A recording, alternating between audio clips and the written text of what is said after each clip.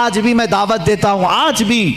आज तो social media का जमाना है, मेरी ये दावत कबूल करें उलमाए देवबंद या जो भी, मैं आपसे इत्तिहाद कर लूंगा, सीने से सीना लगा लूं, लेकिन सिर्फ ये बातों से तुम इनकार कर दो और कहो कि वही इश्क़ रिसालत हमारे अंदर है जो सैयदना अबू बकर सिद्दीक में था, सैयदना उमर फारूक में था, उस्मान इब्न अफ़्फ़ान में था, हैदर कर्रार में था। मैं आज इंसाफ के साथ अर्ज करना चाहूंगा, आज जो देवबंद है या जो देवबंदी हैं, अगर उनको मेरी बात बुरी लगती है तो ठंडे दिल से मेरे अजीज अपने दिल पर हाथ रख करके सोचो। आओ मैं तुम्हें दावत देता हूं, आओ हम उन तमाम चीजों पर जमा हो जाते हैं जो सहाबा और ताबईन से थी। कोई नई बात तुम अपनी किताब में नहीं लाओगे, कोई नई बात मैं अपनी किताब में नहीं रखता। आओ इत्तिहाद करो, मैं इस इत्तिहाद का ऐलान करता हूं, लेकिन जो नई बातें आई उसका तुम इनकार करोगे, अलल ऐलान करोगे और ये भी कहोगे कि हम इनसे दूर हैं। हुआ ये कि आला हज़रत रज़ियल्लाहु तआला अन्हु के ज़माने से थोड़े से पहले की हालात मैं बता रहा हूँ आपको।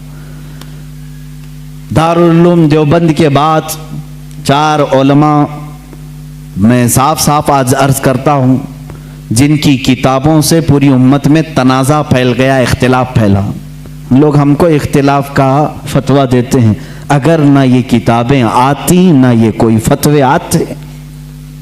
किताबें लिखी गई, किताबों में अच्छी बातें थी, हुजूर सल्लल्लाहु अलैहि वसल्लम की सीरत पर भी कुछ किताबें लिखी गई, अल्लाह की शान में लिखी गई, बहुत सारी बातें अच्छी थी, लेकिन बीच में चलकर कुछ इबारतें ऐसी कि लड़खड़ा गई, और वो इतनी लड़खड़ा गई कि आम मुसलमान भी उसे बोलना पसंद नहीं करेगा। बराहीन क़ातिया किताब का नाम बोल रहा हूँ, तक़वियतुल ईमान किताब का नाम है, तहज़ीरुन नास किताब का नाम है, हिफ्ज़ुल ईमान किताब का नाम है। ये वो किताबें जो आज छुपी नहीं है, मार्केट में छपी हैं, अभी भी मौजूद है, अभी भी मौजूद हैं। इन्हीं किताबों की इबारात की वजह से ही तो ये तनाज़ा फैला पूरे उम्मत में, इख्तिलाफात।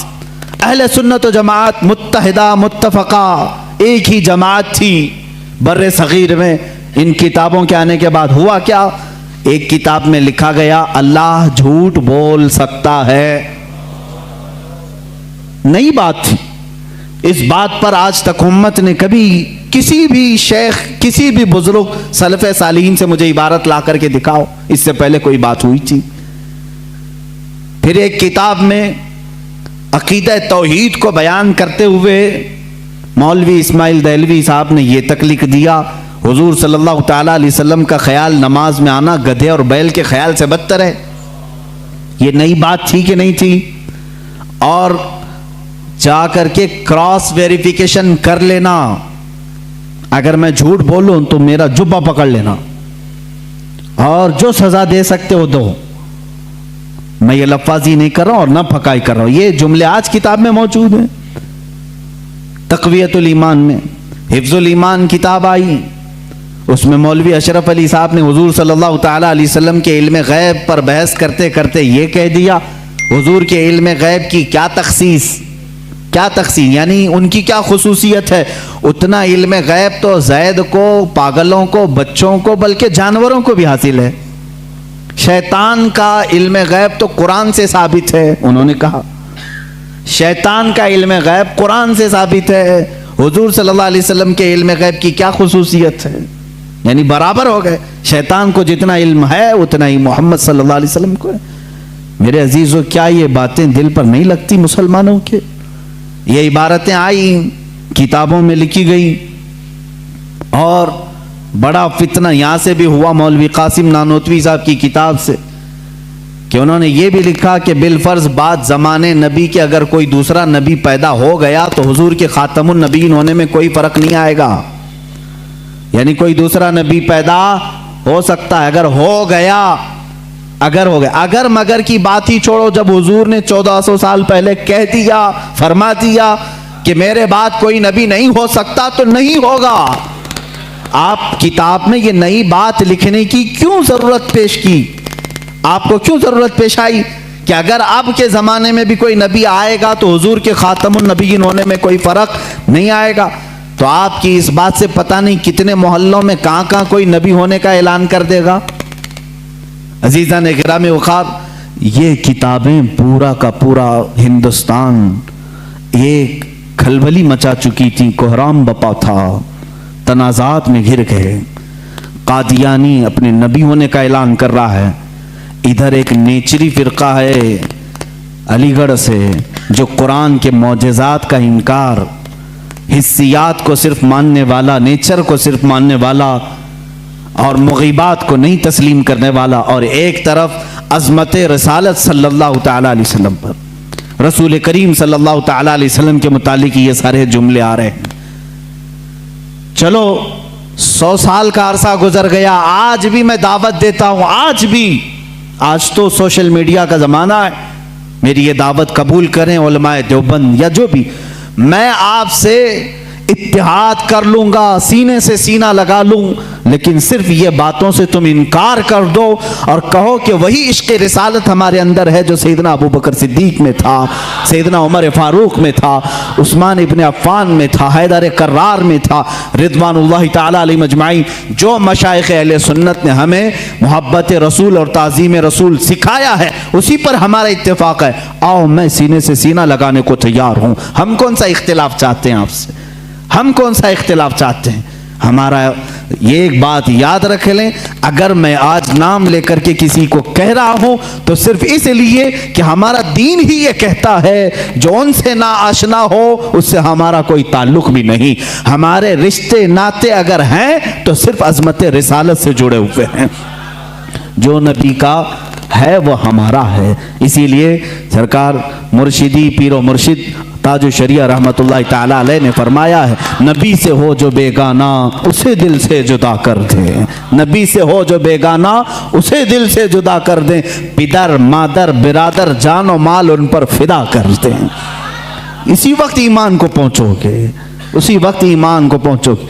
अब ये हालात मैं बता रहा हूं आपको, इंडिया के, हिंदुस्तान के, अखंड भारत के हालात, मुसलमानों में तफर्रका पैदा किया अंग्रेज, और इन्होंने अपने माल, अपनी हुकूमत, अपनी सल्तनत को फैलाने के लिए, बहादुर शाह जफर का कत्ल हो चुका था, उसके बाद उलमाए हक ने महसूस कर लिया कि अंग्रेज दरमियाने उम्मत तफर्रका डालकर अपनी कुर्सी संभालने की कोशिश कर रहा है। तो वो मर्द मुजाहिद अल्लामा फजल हक खैर आबादी रहमतुल्लाहि ताला अलैह ने दिल्ली की जामा मस्जिद से फतवा सादिर फरमाया कि अंग्रेज़ हिंदुस्तान का दुश्मन है, इनसे क़िताल करना फ़र्ज़ है मुसलमानों को। इसी फतवे की बुनियाद पर ज़िंदगी भर की उम्र कैद की सज़ा में उनको अंडमान निकोबार भेजा गया, वहीं पर उनकी वफ़ात हुई। आज मज़ार भी उनका जज़ीरा अंडमान में है। मौलाना किफ़ायत अली काफ़ी रहमतुल्लाहि ताला अलैह, जो 1857 की ये जो गदर है, इसके बाद के उलमाए अहले सुन्नत की बात मैं कर रहा हूँ, इन्होंने महसूस कर लिया उसी ज़माने में कि अंग्रेज़ ने फ़िरका पैदा कर दिया है, कुछ उलमा उसकी बोली बोल रहे हैं। जाहिर सी बात है, यहाँ कुछ उलमा जो मदरसा बना रहे थे उनको माहाना मुशाहरा मिल रहा है अंग्रेज़ हुकूमत से, अलीगढ़ को पाउंड आ रहे हैं इंग्लैंड से, और दीगर उलमा को पाउंड आ रहे हैं, और यहाँ जो उलमा उनकी इन खुराफात को बयान कर रहे हैं उनको फांसी पर चढ़ाया जा रहा है। मौलाना किफ़ायत अली काफ़ी रहमतुल्लाहि ताला अलैह, जिनके आला हज़रत भी बड़ी इज्जत फरमाया करते थे, वही किफ़ायत अली काफ़ी जिन्होंने अपनी एक नात में कहा था, कोई गुल बाकी रहेगा न चमन रह जाएगा, पर रसूलुल्लाह का दीन हसन रह जाएगा, अतलसो कम ख्वाब के पोशाक पे नाजा न हो, इस तने बेजां पे खाकी कफन रह जाएगा। ये जो नात उन्होंने लिखी थी उस वक्त जब आपको फांसी के फंदे पर चढ़ाया जा रहा था। ये मौलाना किफ़ायत अली काफ़ी, फिर मौलाना इनायत अहमद काकोरवी रहमतुल्लाहि ताला अलैह, जिनको जेल की सलाखों के पीछे अंग्रेज़ों ने बंद किया, उस एक आलिम रब्बानी ने पत्थर की ठीकरी से दीवारों पर पूरी इल्मुस्सिगा किताब लिख दी थी, जो आज भी आलिम कोर्स की किताब में पढ़ाई जाती हैं। अजीज़ान गिरामी वक़ार, अगर अंग्रेज़ को उलमा से मोहब्बत थी और वो मदरसे की संगे बुनियाद में आ रहे थे, तो इन उलमा के साथ वो काला पानी की सजाएं और मौत और फांसी की सजाएं क्यों दे रहे थे? आप समझा करें, कुछ उलमा को वो शहीद कर रहे थे और कुछ उलमा को वो पैसों से पाल रहे थे। ये हालात बड़े दिगरगूं थे, उम्मत में तफर्रका इख्तिलाफात आ चुके थे। अब ये वो ज़माना था, नेचरियत अपने पाँव फैला रही है, कादियानियत अपने पाँव फैला रही है, दहरियत अपने पाँव फैला रही है और एक तरफ गैर मुक़ल्लिदियत भी अपने पाँव फैला रही है।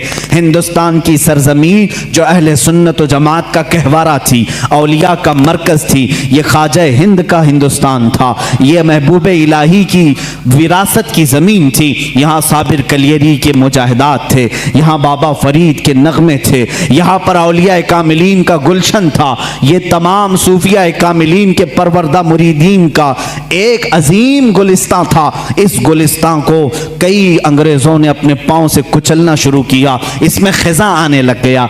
इस हसीन गुलदस्ते में, हिंदुस्तान के गुलदस्ते में फूल मुरझाने लगे। नेचरियत का गलबा आया है, वहाबियत का गलबा आया है, कादियानियत का फितना सर उभार रहा है, इल्हाद और बेदीनी का फितना सर उभार रहा है। अब हिंदुस्तान की सरजमीन पर एक ऐसे मर्द कलंदर की ज़रूरत थी जो मूसा का जलाल लेकर फिरौन के मुकाबिल में आए, जो इब्राहीम की सबात कदमी लेकर के नमरूद के सामने आए। अब एक ऐसे मर्द कलंदर की ज़रूरत थी जो सिद्दीक की सदाकत अपने सीने में रखता हो, फारूक आज़म की अदालत अपने सीने में रखता हो, उस्मान इब्न अफ़्फ़ान की हिल्म व बुर्दबारी अपने सीने में रखता हो। हिंदुस्तान को अब ऐसे मर्द कलंदर की ज़रूरत थी जो हैदर कर्रार की शुजाअत भी रखता हो, गौसे आज़म का नायब हो, ख्वाजा हिंद का वारिस हो। अल्लाह रब्बुल इज़्ज़त ने हिंदुस्तान के सुन्नी मुसलमानों पर वो एहसान अजीम फरमाया जब सूफिया के मरकज़ और औलिया कामिलीन की खानकाहें आवाज़ देने लगी, इलाहा अब हिंद का क्या होगा? यहाँ तो अब चादरें नहीं, अब गागरें नहीं, यहाँ औलिया की बारगाह में आने से रोका जा रहा है, वसीले को शिर्क, इस्तिमदाद को कुफ्र कहा जा रहा है, अज़मत रिसालत पर हमले हो रहे हैं, नमाज में रसूल के ख्याल आने को बुरा भला कहा जा रहा है, पीठ पीछे की खबर ना होने की हजूर के बारे में कही जा रही है। इलाहा अब कौन इस दीन का वारिस होगा, जानशीन होगा, मुहाफिज होगा, निगहबान होगा? आवाज आई गैब से। अल्लाह रब्बुल इज़्ज़त ने पूरे हिंदुस्तान के इस साए पर एक ऐसी अजीम सल्तनत को बेदार फरमाया जिस सल्तनत का नाम हम यूं कहते हैं, मुल्क सुखन की शाही तुमको रजा मुसल्लम, मुल्क सुखन की शाही तुमको रजा मुसल्लम। जिस समत आ गए हो सिक्के बिठा दिए हैं, उस अजीम हस्ती को अल्लाह ताला ने जलवा फरमाया जिसको पूरी दुनिया सुन्नियत, आला हजरत, कंजुल करामत, जबलुल इस्तिकामत, दरियाए नेमत, आकाए रहमत, कंजुल करामत, इमाम अहले सुन्नत, इमाम अहमद रजा खां फाजिल बरेलवी के नाम से जानती है। इसीलिए मैंने कहा अहमद रजा का ताज़ा गुलिस्तां है आज भी, खुर्शीद इल्म उनका दरख्शां है आज भी, सब उनसे जलने वालों के गुल हो गए चिराग, अहमद रजा की शम्मा फरोज़ा है आज भी। अजीज़ान गिरामी, उस इमाम अहले सुन्नत फाजिल बरेलवी की जिस घर में विलादत बासआदत हुई वो आम घराना नहीं था, इल्मी घराना था, बुजुर्गों का घराना था, तकवा और परहेजगारी के शिआर रखने वालों का घराना था।